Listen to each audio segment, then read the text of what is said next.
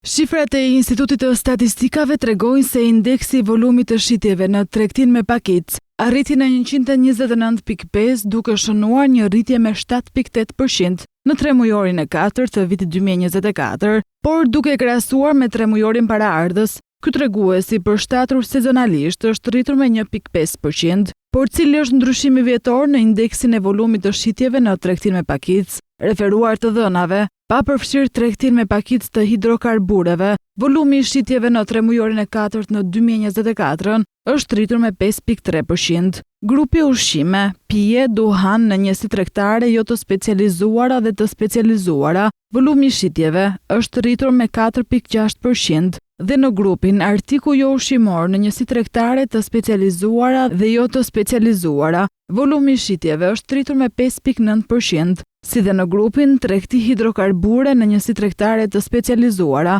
volumi i shitjeve është rritur me 13.7%. Këto rritje janë shënuar duke krahasuar me periudhën e tremujorit të 4 të vitit 2023, por si kanë kontribuar grupet në tregtin me pakicë? Ndikimi i grupeve në tregtin me pakicë ka nisur duke kontribuar grupet me 2.6%, grupi artikuj jo ushqimore në njësi tregtare të specializuara dhe jo të specializuara, grupi ushqime, pije dhe duhan në njësi tregtare jo të specializuara dhe të specializuara, ka kontribuar me 1.9% dhe grupi tregti me pakicë e hidrokarburave në njësi tregtare të specializuara me 3.3%, por në tremujorin e 4 të 2024-s, volumi i shitjeve i përshtatur sezonalisht në grupin tregti me pakicë, pa përfshirë tregtin me pakicë të hidrokarbureve në njësi tregtare të specializuara, është rritur me 1.4%, ndërsa në grupin ushqime, pije, duhan në njësi tregtare jo të specializuara dhe të specializuara,